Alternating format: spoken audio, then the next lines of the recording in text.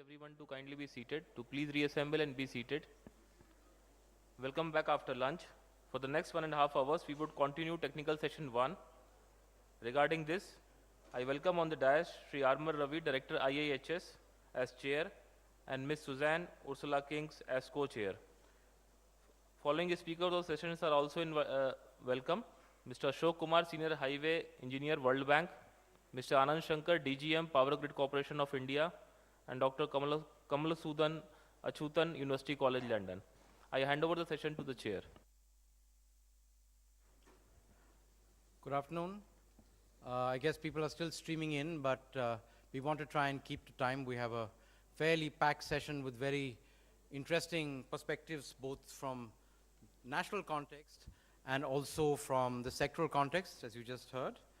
I'm Aromar Revi, and we're going to try and sort of keep the discussion up and going so that we can have a good conversation as we had in the morning about what this means for us, both in our national context, as this is a sort of an opportunity for us to explore where we're going and what we can do collectively. But before we get into the sort of formal session, which will start with Ashok, I just wanted to sort of try and frame some of the core issues that in some senses we're working with, or let's say what the constraints are. I'll be fairly sort of pointed and blunt. We have about 13 years to 2030 to deliver a quite exceptional, confounded, and very difficult agenda, starting with the Sustainable Development Goals, connecting that with Sendai, which many of us in this community have been involved in, which was much more of a, let's say, a bottom-up process than the SDGs were, which was really an intergovernmental negotiation in some senses with some citizen participation. And then something that is very much in play, and that is the implementation and the operationalization of the Paris Climate Agreement. That's the broad frame.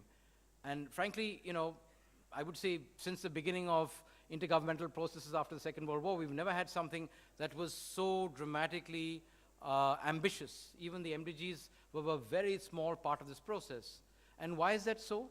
Because for the first time in this frame, we have all 193 countries, but by implication, given the objective of the SDGs to put the poorest, the most vulnerable first, it implies that we have to engage not only all of government, but all of the countries we're talking about. So it's actually a multi-level challenge to which we don't necessarily have solutions. And infrastructures, whether it be social ones, which are pretty obvious goals to, 3 and 4 about education and health, but more important, the physical ones we're talking about, are in a sense a scaffolding that holds this frame together, both within the countries, but also between countries, because, global trade and a whole range of other things are very important as far as that's concerned. So that's the big picture.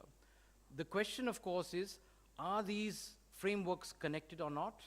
And if they're not, is there actually any utility in trying to bring them together? So at least in the larger perception of things, because climate is part of the SDG frame, it sits as goal 13. We have infrastructure sitting there as a particular goal. It really is a challenge of integrating climate risk, which in some senses is a subset of the larger risk frame. It may not seem this way because of the climate community, and I'm very much part of that, has in some ways sort of run away with the tent. There's a clear commitment to 100 billion that's coming out of Paris, etc. But it really is a connection between climate risk, and development. And the real challenge for us as we move forward, especially from low and middle income countries, is to try and decide how we prioritize and how we operationalize the linkage between all of these three frameworks. Just picking up on that, there is a particular context which is going to be very interesting, and I'll pick up one example from the energy infrastructure. About 10 days ago, we released the second order draft of the IPCC report on 1.5C. I was one of the lead authors on it. I'm not going to tell you what's in the report because that's under member state review. But the core challenge in the energy system is that over this next 20 years, maybe a little bit longer, but I would almost imagine looking at the scenarios 2030, we have to not only decarbonize the electricity sector, we in effect have to mobilize the decarbonization of the entire global economy. We have to do that in a context in which many countries in the world, including our country, have very large number of people who experience energy poverty on a daily basis. Now, what does that decarbonization mean in terms of infrastructure, in terms of policy, in terms of implementation? One of the ideas that's sold by a lot of people, including the former US President Al Gore's, we're in trouble, there's going to be a whole range of challenges that come from climate, we have to adapt to it.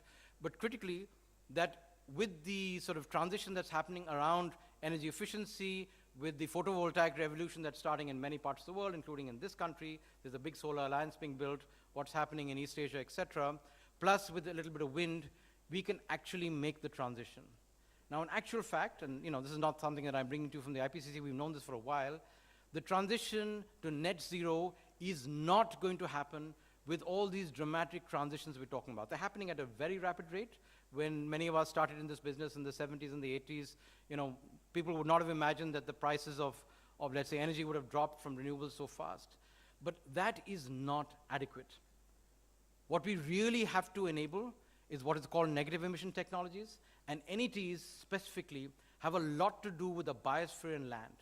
Whether it is afforestation and reforestation, or what we call BECCS in this community, biomass energy capture and storage, apart from stuff that's happening on the coal side, they are absolutely critical options that have to be brought into play literally within the next 15 or 20 years, and they have to become the dominant element that enables us to create the carbon space for development to happen for a whole range of countries. And I'm not talking about the SIDS at the moment, because the question of what's happening with the SIDS, both on cyclonic storms or hurricanes and sea level rises is another issue that I'll come to in a second. So if we're going to decarbonize the global system, move out of fossil fuels, there's a very interesting implication for us. The implication is that our energy systems will have to be increasingly decentralized. Now, in some ways, that might seem like a good thing, because that actually floats with the direction that we've been pushing from Sendai, or before that for the last 15 years. Sendai is really strong with bottom-up processes. So if you have strong bottom-up processes, the ability to be able to capture and engage with decentralized infrastructure, whether it's water or energy, becomes much more effective.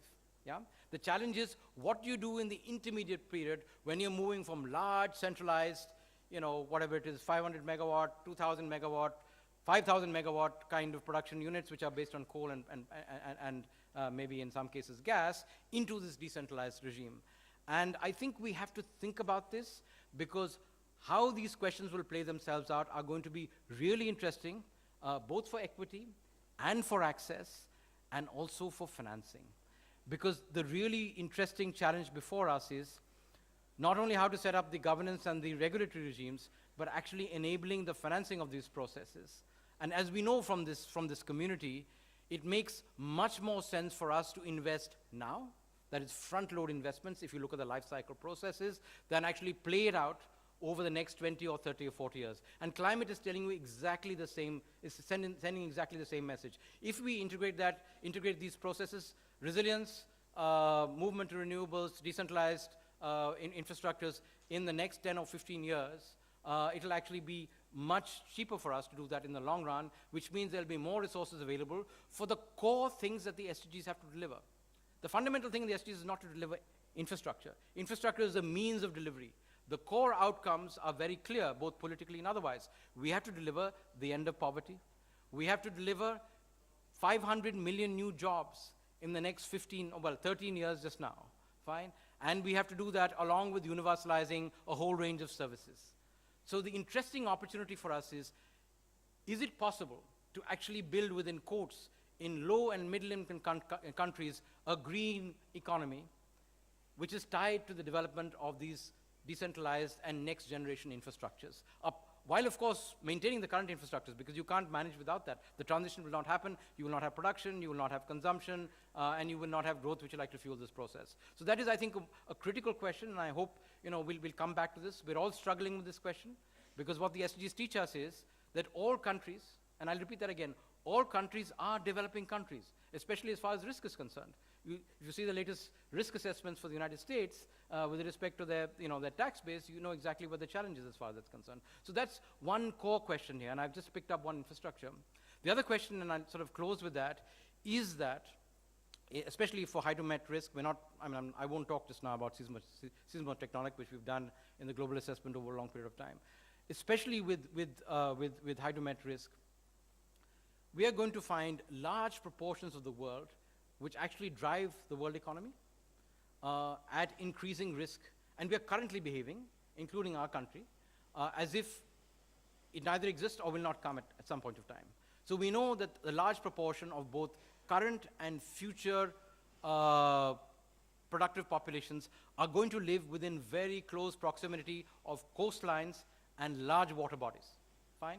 We know that, it's very clear, that's the trend of urbanization, that's what's driving the global economy. So if you're building a large global trade system which is connected to all of these major ports in various places, for example, and those ports are going to be in places that are first exposed to, as we can see just now, increasing frequency and intensity of storms, and later to the sort of slow onset of sea level rise. You cannot assume that these infrastructures are going to last out the 50 or 100-year lifetimes that they're designed for. And that brings us back to the financing question. So, I think we need to think very critically about these questions and try and see whether we can exchange examples and experiences from various parts of the world. Things have been dealt with in particular locations in a soft way, in others using community-based processes, in others using innovative financing and infrastructure. There were some examples from the Netherlands and other places like that. Because this is a global challenge. It is not something that's located in countries of a particular location, because the global commons and certainly the atmosphere and the ocean systems are in serious crisis at the current point of time. And anthropogenic change is here to stay. It may take well over a century, even if we're able to enable the transitions we're talking on the climate side, for that to stabilize. So I think one has to think a little bit out of the incremental box that many of us actually deal with at the current point of time, because if you're investing not billions, but trillions of dollars on these infrastructures, and they're not going to serve the populations that they were meant to serve, to bring them out of poverty, to actually enable the connectedness and improvement in development conditions, then in some senses, we're asking the wrong questions, we're investing in the wrong kind of things, and to be able to enable a large-scale infrastructure transition like this, like decarbonization, this is the biggest institutional change that we've seen, I would say, literally since the Industrial Revolution. The single largest industry in the world, fossil fuel industry, is going to actually turn itself over, I would imagine, hopefully, in the next 15 or 20 years. So this is large-scale institutional change. It's not only about the infrastructure sector, it's about the global financial system, it's about the governance system of various countries, it's about bringing together a whole range of stakeholders, from local governments, communities, learning institutions, and of course the private sector, who are going to be critical to enable the innovation to actually happen and grow. So I'll stop there and request Ashok to pick up the discussion. That we've been doing very, very similar and challenging things in India in this space. And I guess it's at one level going to become better, but at other levels it's going to become even more complex. So over to you.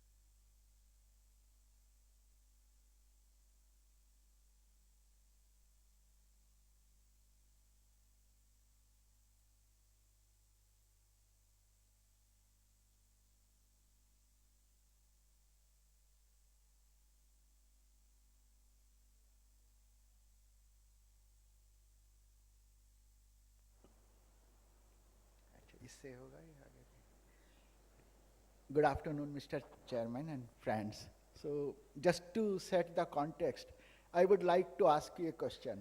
Suppose you don't have a car or the road is blocked. How long you can bear such a situation? 2 years? 3 years? Anybody? Any guess? No. 3 hours or so? There are many places in India where you'll have a cell phone, but you will not be able to get to a primary health center for 2 days. But the reality is that out of 8 billion population of the world, there are 3 billion who are suffering each day the same situation. And they don't know whether the end will wait in 2 hours or 2 years or 20 years or no. And what is problem is coming, I saw these figures since morning. I am trying to comprehend how trillion, 50 trillion, and I was comfortable with billion actually. Then I switch over to million. But now things are coming to trillion, and I don't know whether that sort of money is coming. And if at all it comes, let us say $50 trillion come, and we lose 15 or 20% of that due to disasters. How tragic it will be, how disappointed would be. And I saw a figure that 133 billion each year are the estimated losses. And just actually I feel very comfortable. And I think cannot we do things better? Cannot that investment of 50 trillion US dollar be brought down to something like 35 or 40? And we use that 15 trillion saved into better resilience. Or the said this 130 billion, which is the losses, cannot be they curtailed down. And if they can be curtailed down, how nice it would be. And actually that is the motivation I want to put forward with you. It's not impossible actually, it can be done. There are something God has made, but there is something man has made. At least we can change what man could do and man is making. So let me just actually start with that. So this is the type of situation everybody is facing. And these are the events, actually, we build the infrastructure. And if it goes this way, then what we can do?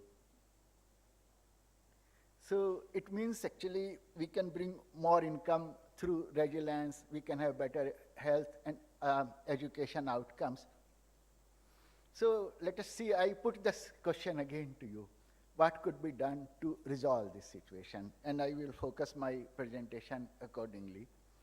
Actually, since morning I heard about planning, about design standards, about institutions, and chairman has told about life cycle cost. So it cannot run part by part. Neither the infrastructure sector or resilience can be two separate compartments. Everything we have to integrate.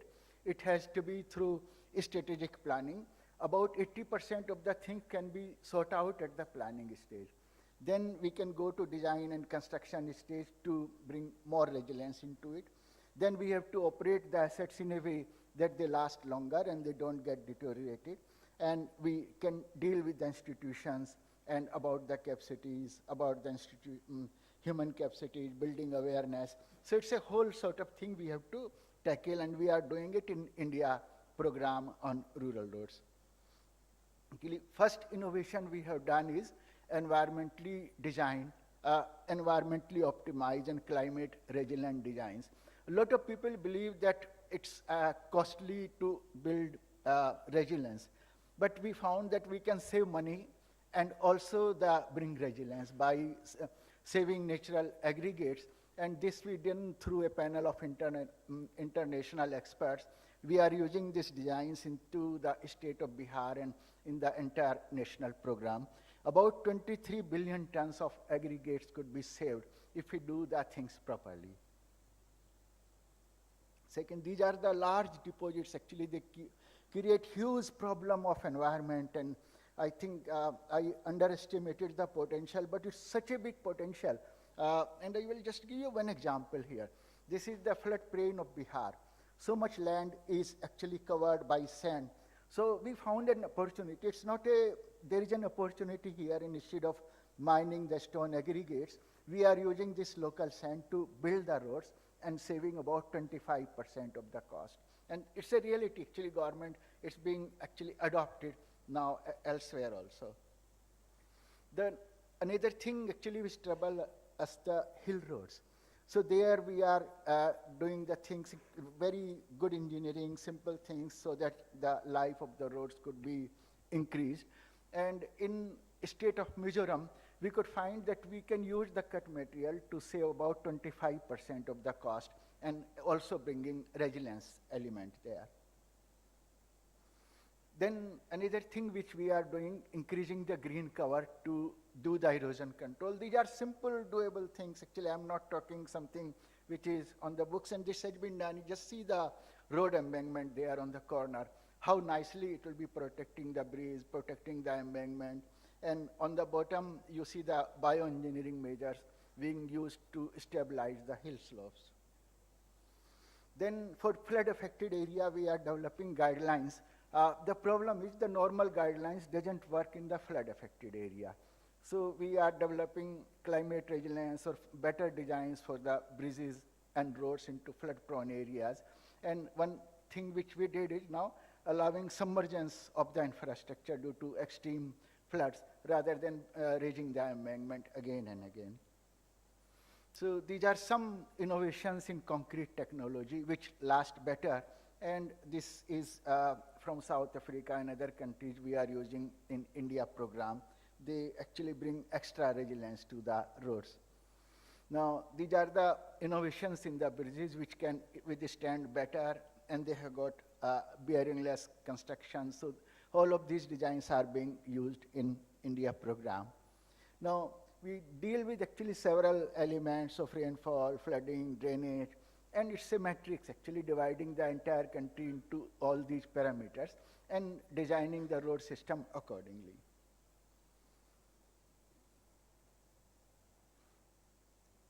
This actually is our work on Build Back Better in Philippines. There was a typhoon, and we are promoting local infrastructure which is more climate resilience. Yeah. So now, lastly, I will come to, it's actually currently focus is on building more and more roads without worrying what will happen to them.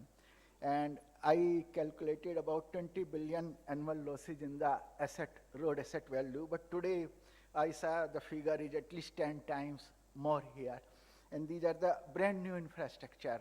And if we allow them to go that way, that is not an affordable situation. So what we are doing here is actually using latest technology to collect the database of the infrastructure and doing network level vulnerability assessments to withstand identify the extreme climatic events, and retrofitting resilience into the existing network, because 4.6 million kilometers of the network is already existing. We cannot afford to lose it that way.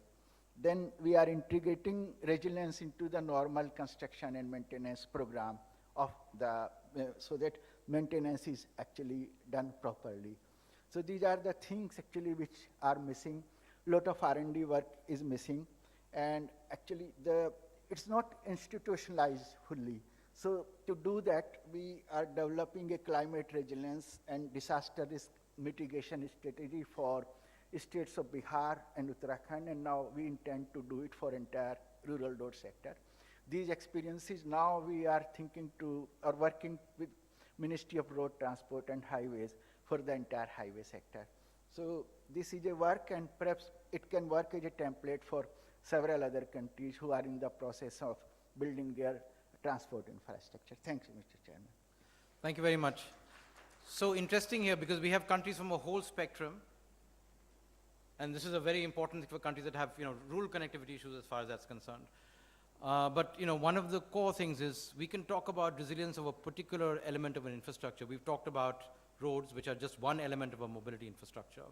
But the question is, suppose there's a significant disruption in the that we move to, let's say, e-vehicles, even for rural areas in this country, in the next 20 years or so. The question then would, how would one build a system that can transition to that, and how it would actually become resilient? Because e-vehicles have their own challenges in urban areas. To be able to build an infrastructure across a country of our scale and size, in India or Bangladesh or any of the other South Asian countries, to cope with rural e-vehicles will become a very interesting challenge. So given that, can I ask Anand Shankar to come in and speak on power infrastructure?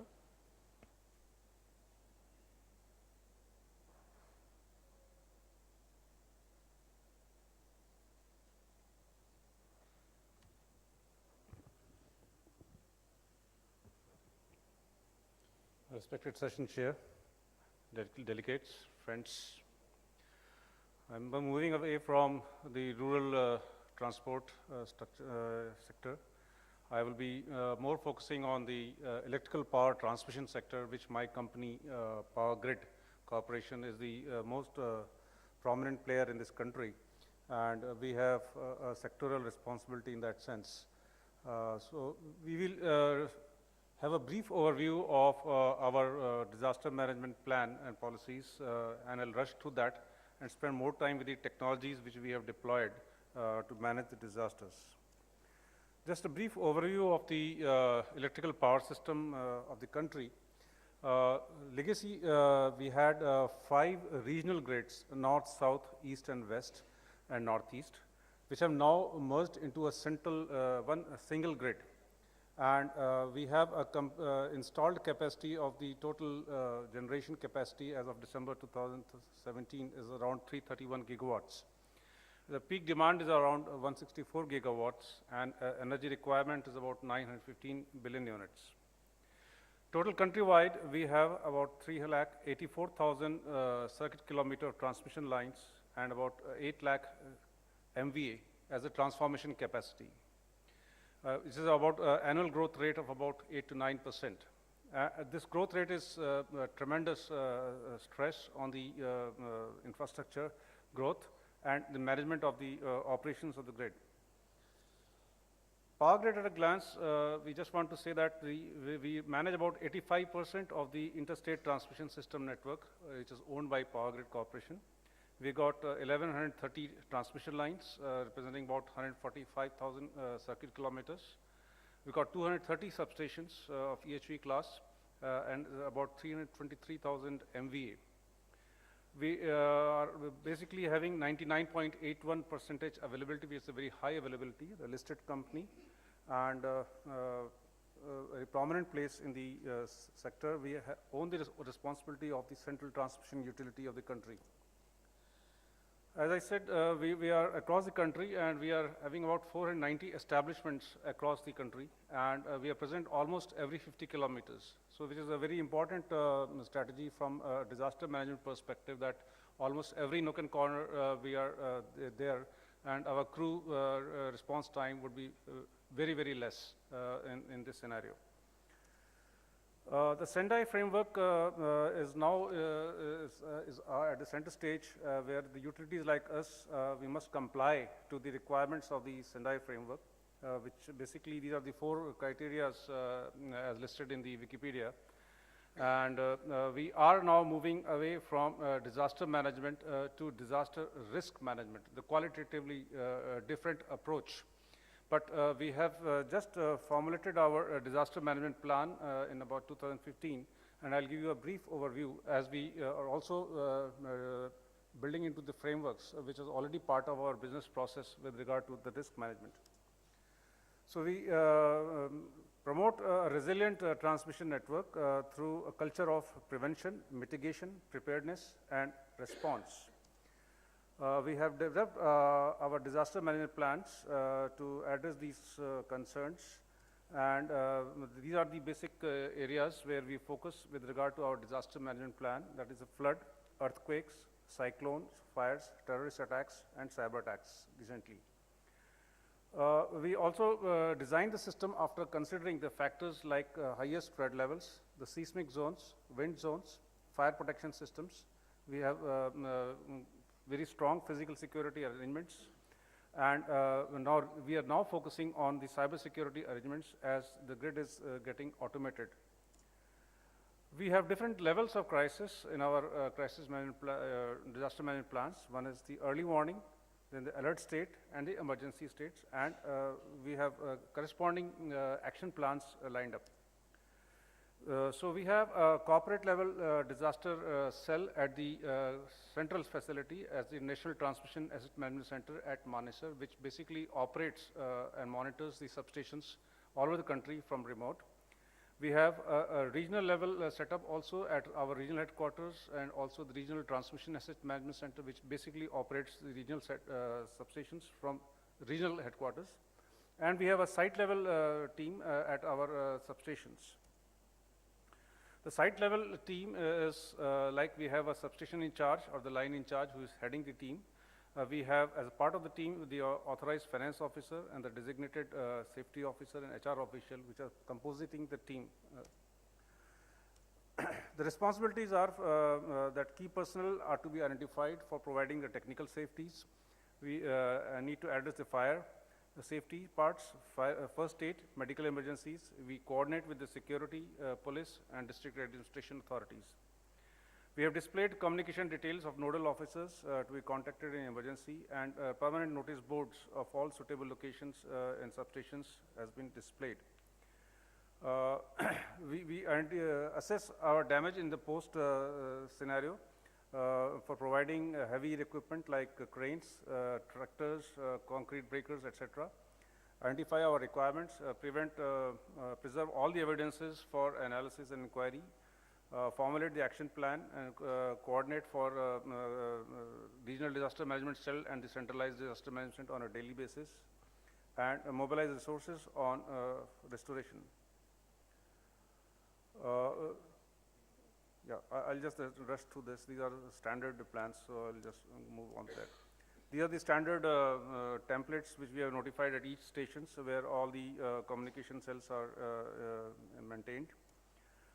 We maintain the security arrangements through CCTV camera with night visions, and this is on a network. We can monitor any substations on CCTV through our centralized and regional facilities also. We detect the movements in the substation areas. We have, for our perimeter security, we have concertina type boundary wall fencing. We have all-weather road and pathway along the boundary wall to facilitate patrolling. We restrict entry through biometric punching in the control room areas and premises through a valid pass. We have an armed guard at the main gate, and the outsourced staff is deployed after the police verification. Yeah, now the new technology initiatives, we have the geographical information systems we are using exactly for mapping assets in the disaster-prone areas, and it is helpful in coordination with other civic agencies. We are utilizing remote sensing intelligence through satellite imagery, for example, forest fires, floods, landslides, etc. We are also using helicopters for our patrolling of transmission line network, which is very large now, and manual patrolling is very inefficient because very time consuming. We are also using drones and disaster situations, and we are collaborating on all these fronts with our National Remote Sensing Center, and we are utilizing their Bhuvan for GIS platform for our systems.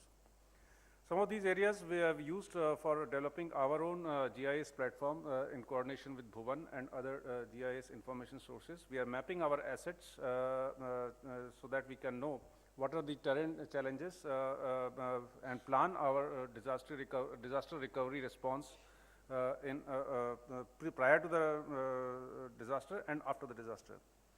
So we have a complete workflow with regard to disaster management. We maintain pre-disaster strategies. We maintain disaster data with regard to its history, intensity, and frequency, and we maintain our post-disaster assessments and plans. We use the remote sensing data. We tagged our asset databases with the kind of vulnerable standpoints, and we take all these inputs for management decisions and respective action plans. We also help our sister utilities in other states. For example, Nepal earthquake, Hudhud cyclone in Andhra Pradesh, floods in Jammu Kashmir, cyclonic storm in NCR, and we also had relief activities for restoration of floods in Chennai in December 2016. So these are some of the pictures which for the Hudhud cyclone. We use our GIS facilities so we can exactly map the trajectory of the cyclone along the landmass and how the path of the cyclone would move in and what potential assets are going to hit and what kind of power flows are going to be impacted by this. So this scenario is actually very extensive use of weather data and the GIS platforms and the real-time power which is being displayed in our system. All of these are overlapped to have a complete 360-degree overview of the situational awareness and then take the appropriate load dispatch scenario decisions. With ISRO, we are able to get inputs with regard to forest fires, and we are able to take these inputs in terms of coordinates and map to our ERP so that we know exactly which towers are in the vicinity of these fire locations, and then we take appropriate response measures. Similar scenario with regard to the imagery obtained from NRSC with regard to floods. So we map our transmission line assets all along the corridor, and we superimpose the imagery onto the GIS tagged our transmission line assets, and we can measure the intensity and raise the appropriate level of crew response.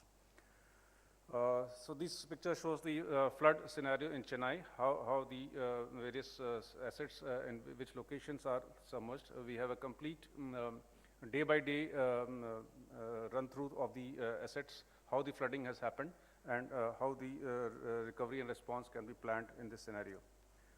We also extensively use emergency restoration systems. For example, in a cyclonic situation, if a transmission tower collapses, then we have emergency restoration systems which can be put up in a very short-term time. And the transmission towers will actually take a long time for putting them back normally. It typically takes 1.5 months, but I think with that, during that time, we tied over with extensive use of emergency restoration systems. So we have got sufficient stocks of emergency restoration systems. Every 300 kilometers stretch, we have a crew response ready with emergency restoration systems deployed. Yeah. Similarly, Delhi NCR also we have extended our help, and we have obtained appreciation letter also from Delhi Transco. We did extensive help during the floods in J&K. In conclusion, I would say that to meet the disaster risk preparedness, we have a two-pronged strategy. One is extensive use of emerging technologies. So we just mentioned the emergency restoration systems, man lift in the substations, insulated bucket trucks, space technology, GIS imagery we have just said, helicopter-based patrolling, use of drones. Smart grids. Smart grids are actually also making us a lot of facilities where we have got a lot of distributed energy resources and automated outage management. So they help in restoration of the grids. So they facilitate a lot of scenarios where we can use microgrids for black starts and non-black start options. And we have more avenues for starting up the blacked out grid in such scenarios. For processes within the organization, we are using our disaster management policy and guidelines under the guidance of Central Electricity Authority. As I said, grid restoration strategy has also been reworked. We prioritize restoration of the critical social sectors. For example, the health sector is first given supply. Our transportation systems are given supplies. So those kind of social, critical social sectors have been identified, and they are prioritized when the loads are being restored after a blackout. To have a complete overall review, Ministry of Home Affairs of the Government of India, they monitor the disaster management plan and preparedness across the country from time to time. We have extensive risk management trainings. ISO 31000 has been the focal point there. The regulatory process is being actually closely, we are being called to answer on those issues. And I think shortly we might have some guidelines with regard to the disaster scenarios. We also use ERP for extensive use of IT in our decision making. Thank you. Thanks very much. So Achuthan, you can, I mean, I think couple of, go ahead, we can start. We're trying to keep to time on this. Couple of interesting things. The first thing that I was struck by was the multi-hazard span, which is really a big step. This is a critical national lifeline infrastructure which connects regions. So looking at it from a multi-hazard point of view is really important. Second thing is the sort of near real-time response systems that are there, which use a mixture of space and geospatial technologies, which is something which has become quite common in many other parts of the world, but it's nice to see it deployed in this kind of situation. But I guess the core question is, if you're looking at systemic risk, if the nature of the grid and where electricity production and consumption changes, as we move to smart grids and decentralized production, maybe that happens at the utility level. How do we actually factor that in? When you move to like a country like Germany, where you have 30 to 50% of your production coming from renewables, some of it coming from rooftop solar, how does one actually match and build that kind of grid? And we know that those smart grids are actually, in some senses, more resilient. But in a mixed hybrid system, over the next 15 or 20 years, how you can build that. So I'm not going to look for a response just now, but Dr. Achuthan, take us to a different geography and speak about a different infrastructure. Thank you. Good afternoon, everyone. First session after lunch, it's always challenging. The chat is trying its best. I'll try my best to keep you engaged. So I'm going to talk about, as Star mentioned, on port systems, emphasis on the capitals for port. And I also want to say it's systems and not infrastructure. I'd like to include the stakeholders that run, manage, and operate these infrastructures and the dependent infrastructure systems. So I'll start with this overview slide as to say what we take for granted. The movement of goods is always behind people in terms of priority, but that's what keeps us going. All the modern day comforts that we enjoy today, from the laptop I'm clicking here to the suit I'm wearing, it's all because of this. We've seen significant uptake of trade and transport between continents. In the last 30 years, it has almost tripled, and we see forecasts going in the same direction. For this maritime trade and transport, ports play a vital role, and it is a critical node in the supply chain, and probably the gateway for many countries like Britain.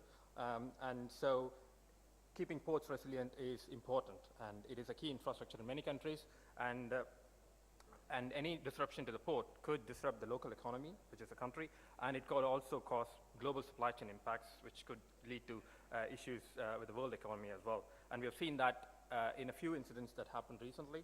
But for a country like UK, which is an island nation, is strongly import dependent, ports are a critical national infrastructure. It's more than key infrastructure.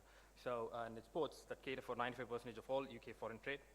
And more importantly, although there are about 1,000 odd ports in the UK, all across the coastline, it's the top 10 ports that accommodate 70% of maritime traffic. And so it's a handful of ports, and although they're a handful, they're not all similar. They're very specialized in the services in terms of where they're located, the handling of the type of vessels, and the capacity. So if we lose this individual port in UK, it's very difficult to replace them immediately, and also even to cope with half their capacity. So ports are a serious issue in the UK. And what can go wrong in ports? Pretty much many things. It's just to show that risks are infinite, and the risks are going to evolve over years, and these have been captured over years, and this is just a fishbone diagram showing some of the risks that could lead to a complete port closure. And and risk management measures have been in place for many of these risks. But what's new is the uncertainty that's coming up because of the climate change, and the frequency, the magnitude of events that's happened over the recent years, and also new emerging risks like cybersecurity, space weather, and all these are creating a different challenge for the developed world. And so still ports need to be resilient. And the other issue that we have in the developed world, or at least in the UK, is it's a very complex system, and it's run by largely private organizations.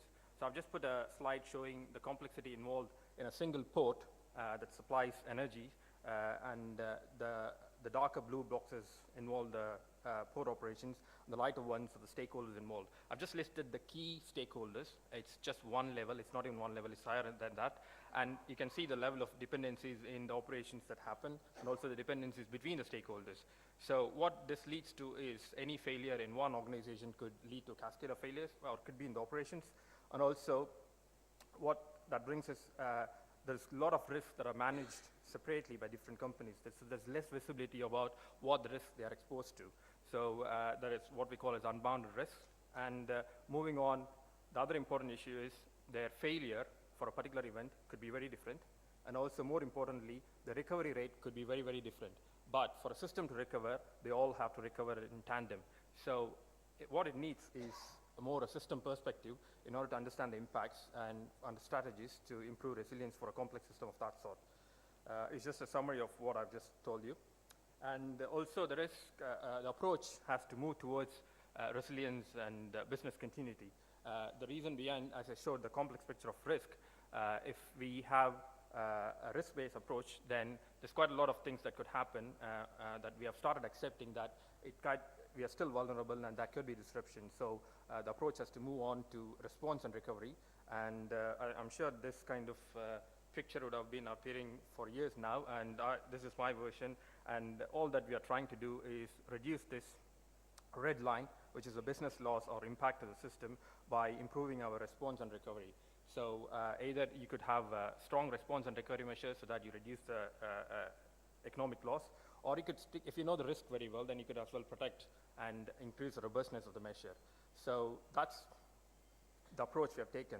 But it's fairly easy to say that all this can be done if you know what your MTPD, which is the time at which the failure can't be repaired, and what your recovery time objective, etc. But for a complex system to derive this quantitatively and to inform all the stakeholders in the system is not easy at all.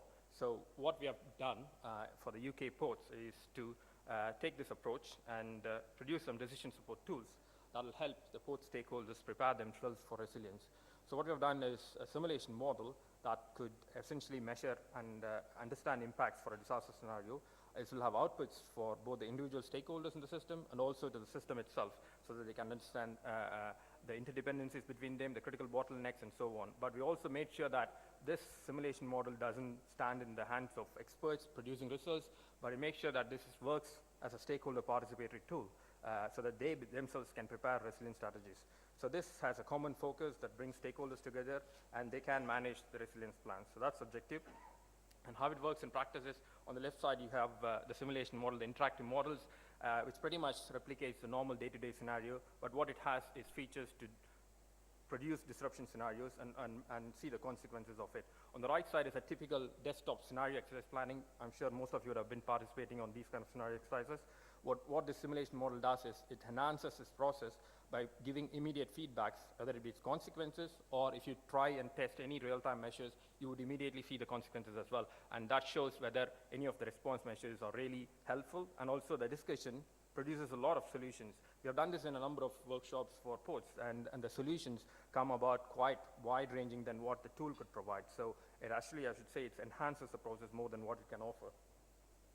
And if the risk is well known, as in the case of storm surges in the UK, that's the UK National Risk Register, which puts coastal flooding right at the top next to pandemic flu. Its risk-based approaches would work well as well. So this really happened, although it's a risk, and it really happened in December 2013. We had a massive storm surge which affected the whole of East Coast ports, and quite a number of ports got flooded. And one of the critical ports is the port I was talking about, the energy supply chain port, which is Immingham. And what happened was the defenses were overtopped, the water came in, and it flooded most of the infrastructure. The most important loss beyond the water flooding was the power infrastructure. They lost all the substations, and it took nearly 2 weeks for the power to restore. And that stopped literally any of the port operations, which are highly autonomous these days and reliant on ports. So, and the port by himself, they've done a lot of investment in retrofitting and making it waterproof for future scenarios. But there are some challenging places as to like the flood defenses in front and beyond the port, which is managed by the government. And if the port is ready to invest and protect for the short term and as well for the long term, and they expect the defenses beyond the port boundary and as well partly in the boundary itself to be as well raised to that standard. But the government cost-benefit analysis doesn't work for infrastructure protection. It has more benefits for protecting people and property. So there is a challenge in that, and it is still a challenge. And in terms of, from the research perspective, there was a need for producing more disaggregate specific risk information for small areas. Usually, the focus is for larger areas, so we managed to use some artificial networks and real-time data to produce something very local and specific for a port, which leads to producing the actual runoff in the actual port topography that will allow them to prepare for scenarios, which again could be combined with MARS to produce resilience plans for flooding.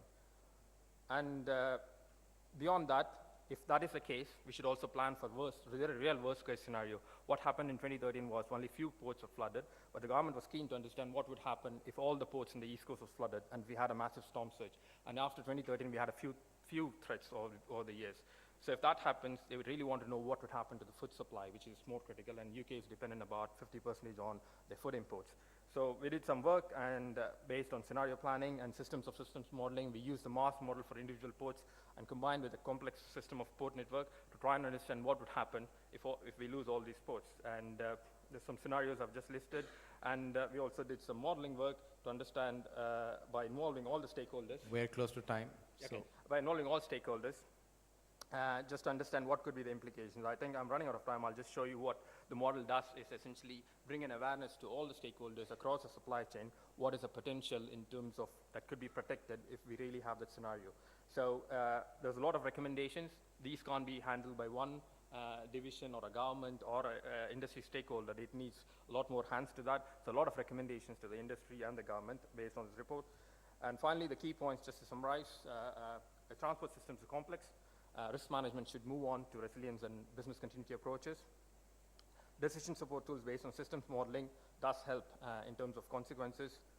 So you can quantify risk, that offers justification for resilience investment. It also helps overcome uncertainty by analyzing different scenarios. It enhances scenario-based stakeholder participatory exercise. Lastly, just to say, I've been focusing on the emergency management side. There's quite a lot that can be designed for the long-term and adaptation, but that needs a balance to that. These involve huge infrastructure costs over years, but there should be a lot more focus on the short-term plans as well. And the risk communication and governance for critical infrastructure is a different challenge, because business risk appetite varies, and it's very difficult to prepare infrastructure operators for low probability, high consequence events, because it's not business as usual. And government, and particularly for a UK government where it's largely commercial, the incentives versus regulation to avoid market failure is a big challenge. Lastly, I'll just sum up as what our Home Minister said, disaster resilience is everyone's responsibility. So we're all in this, and I'll stop there. But anyway, show a slide for future. There's a lot more challenge to come up in the future. Thank you. Thanks very much. That was very useful to see a systems of systems approach.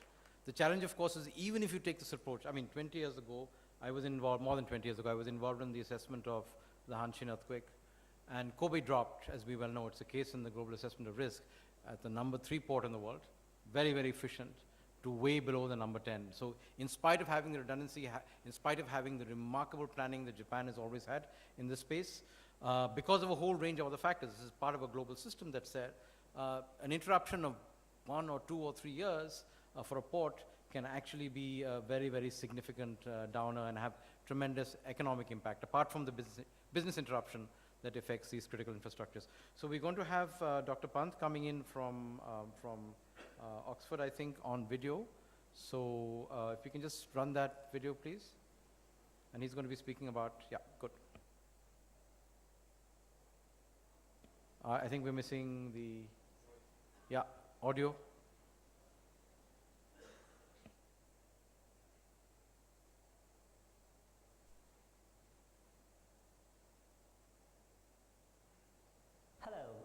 My name is Raghav. I'm a postdoctoral researcher at the University of Oxford. Thank you very much for Kamal, Kishore and Supriya Krishnan for giving us the opportunity to present at your workshop. It's a pity that we can't be over here, but we are very happy to make this valuable contribution to your workshop.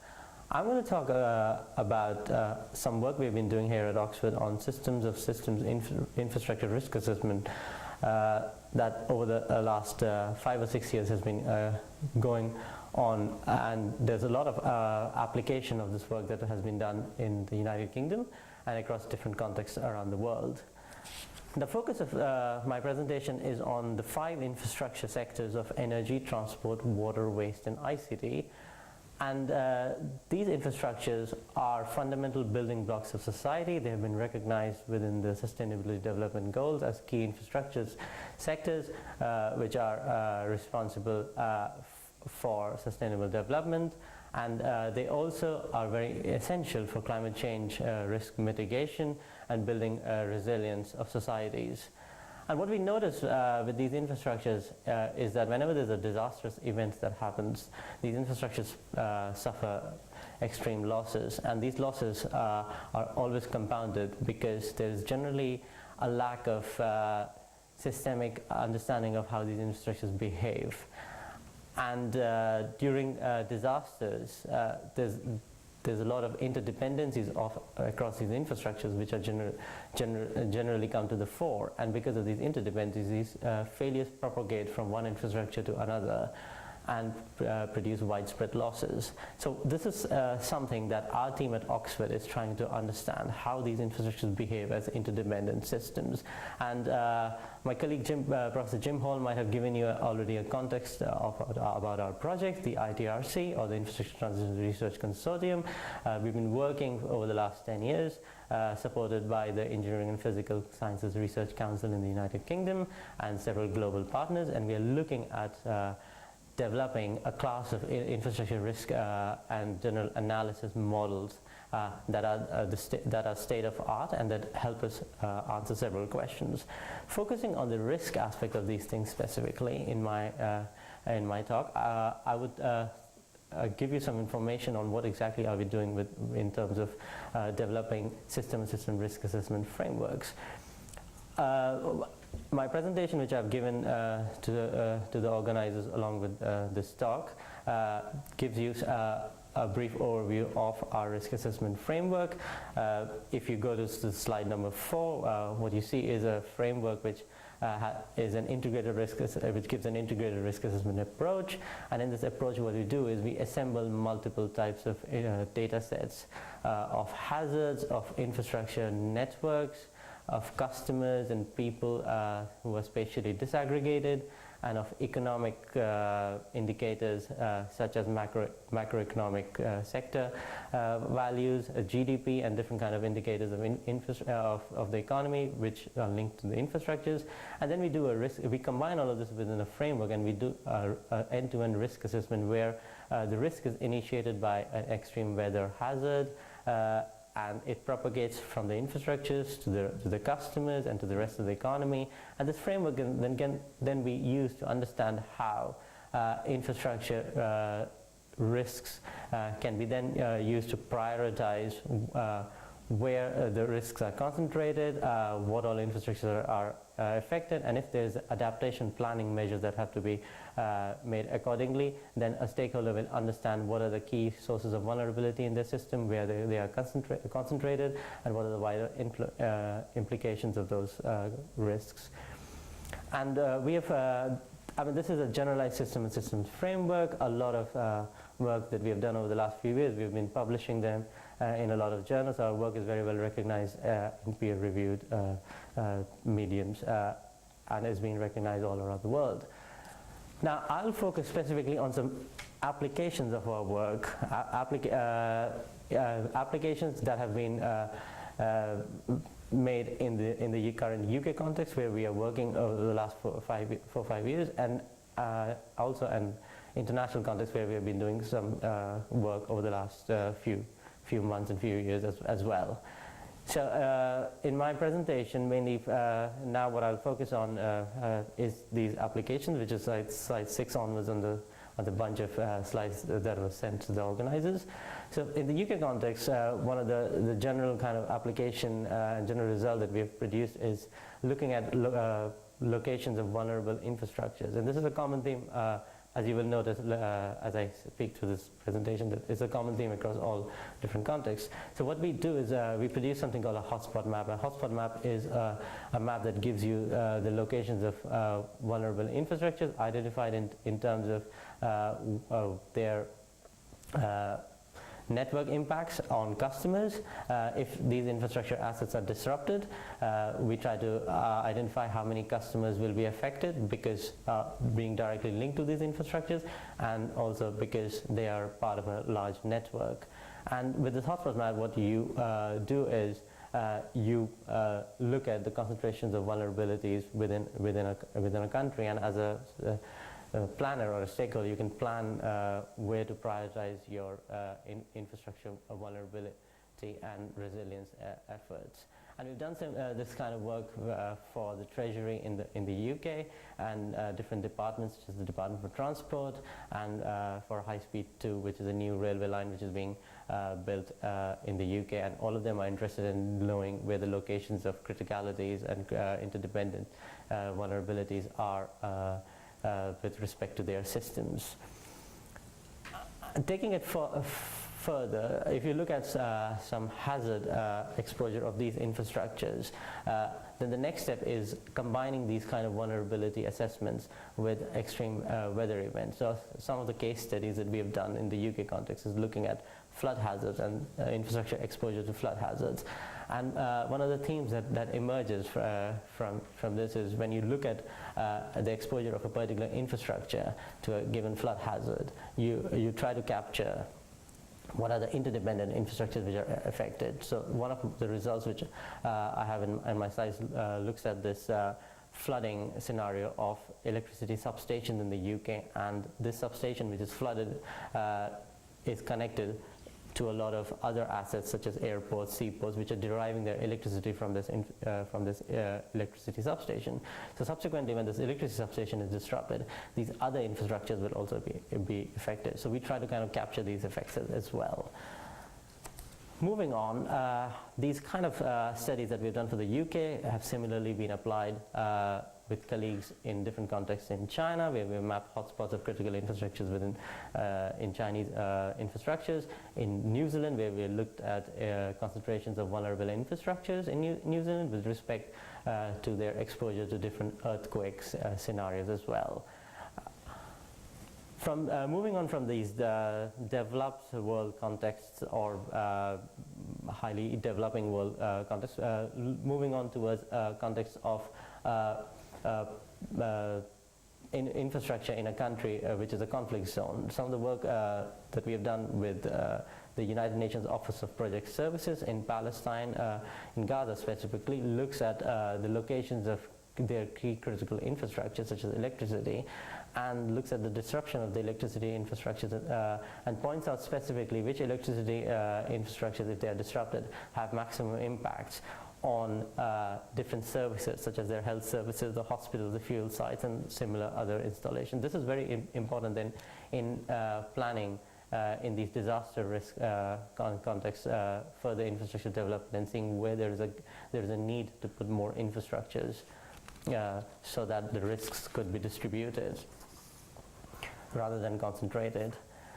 Currently, we are working with the World Bank in a series of projects on transport risk analysis. And in these transport risk analysis, the ongoing project on Tanzania looks at key risks to different infrastructure, transport infrastructures within Tanzania, and specifically concentrating on the road and the railway transportation, the main corridors which are used for freight flows across Tanzania. And we are looking at how these different freight routes are going to be affected due to flooding in the current context and due to climate change. And with this, in this analysis, we are able to identify the key locations of affected roads and how much transport will be affected in terms of the amount of transportation freight affected in terms of US dollars per day, or similar metrics that are being derived.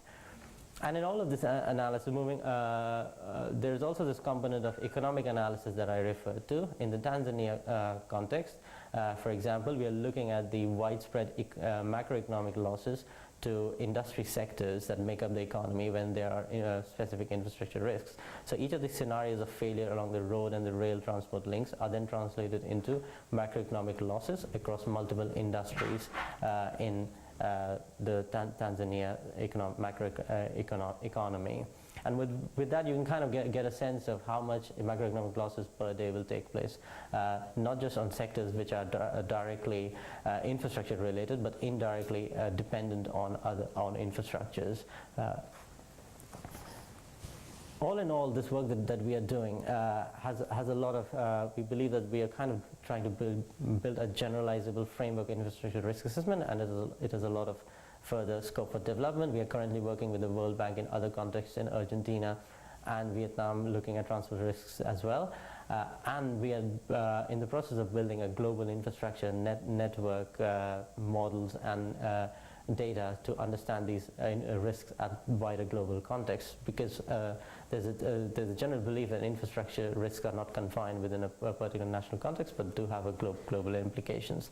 This all fits towards our work on developing some evidence-based infrastructure assessment frameworks, where we look at both a top-down and a bottom approach of combining global initiatives on climate change, such as the Sustainability Development Goals, the Sendai framework, the Paris Agreement, and seeing how these shared goals are then shared by national governments, how they feed into integrated planning within things like national infrastructure plans, and what are the different steps that are needed to realize these plans in terms of their coordinated implementation, understanding a vision, funding these things and building this vision. And our role comes in supporting all of this kind of initiatives that is done from the policymaker side, supporting it through evidence, to an evidence base where the system infrastructure assessment models and data and case studies feed into providing policymakers with a better perspective of making long-term planning infrastructure decisions and also understanding infrastructure risk and resilience. So that's all what I wanted to cover during, and thank you very much for giving me this opportunity to speak to you. If you want to know more about my work, then my email ID is at the end of my slides, and you can also contact the conference organizers to get in contact with me. Thank you very much for this opportunity. Thank you. Good. Thank you, Dr. Pant, for coming in remotely.